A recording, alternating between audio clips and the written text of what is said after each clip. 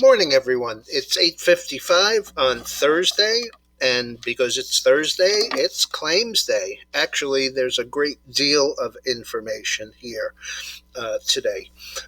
So before I get into that, this is video number 824 for Thursday morning, and please hit that subscribe button. It really helps. Okay, so economic news. First, claims. 411,000 initial claims, that's down 7,000. Continuing claims, 3,390,000, that's down 144,000. So that actually is a new low on the continuing claims.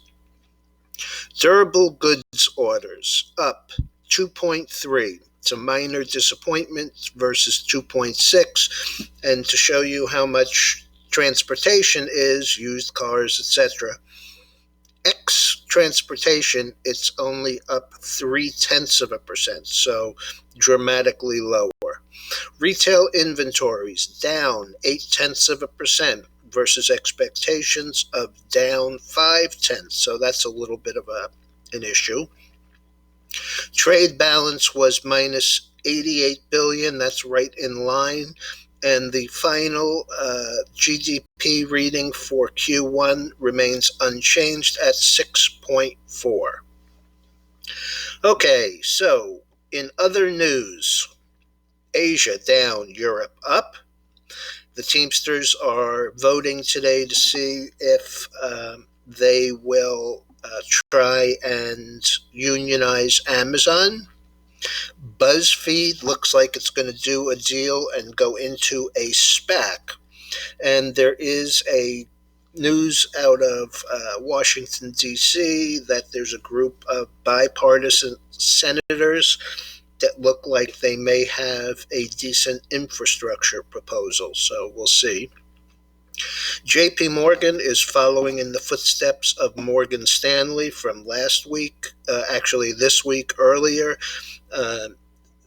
Their employees, unless they have a religious or medical reason, are going to be required to be vaccinated before they come back into the office. Kaufman and Broad missed on revenues, as I mentioned last night, beat on the earnings, and the stock is $41.70. That's down about $1.65 or 4%.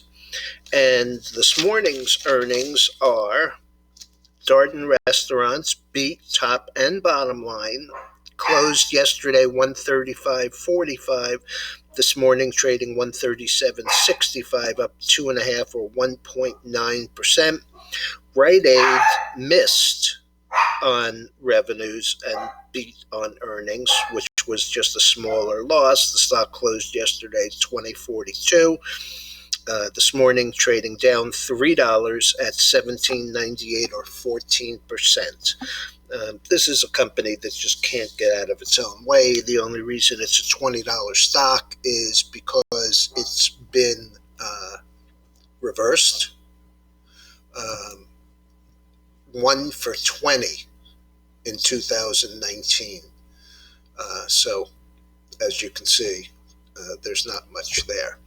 In the futures, we have energy down slightly, down 74 cents, and this might be another one of those very rare days where we don't make a new intraday high. So it's kind of a distance from here. The high today so far is 73.61. Yesterday's high was 74.25. So unless there's a big turn there, that's not going to make it. I'm not sure that it's rolling over, but down 75 cents is pretty extreme after yesterday's move and then closed near the low. Gold is up $1. Silver is down less than a penny. The stock futures are up 17 and change. Dow implied open is up 160. The NASDAQ, let's see, one moment, just waiting for it to print again. S&P is up 20. And let's see about that NASDAQ number. NASDAQ had its 16th record close for the year yesterday. So pretty aggressive. And most of it was in the mega cap stocks. Okay, that about sums it up.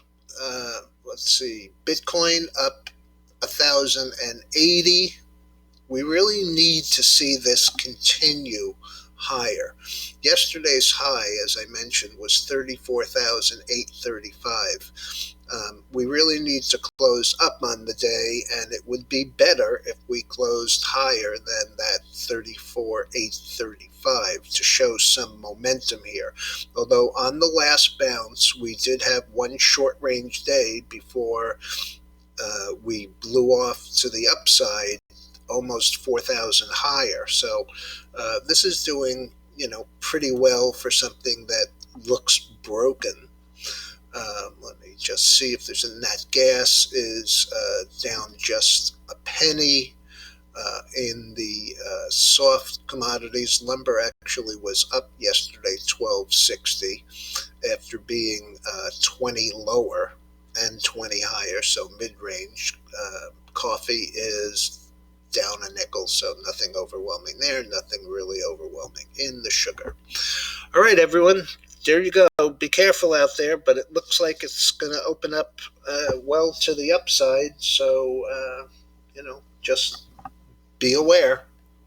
We're going to get towards overbought pretty quickly after this week's action.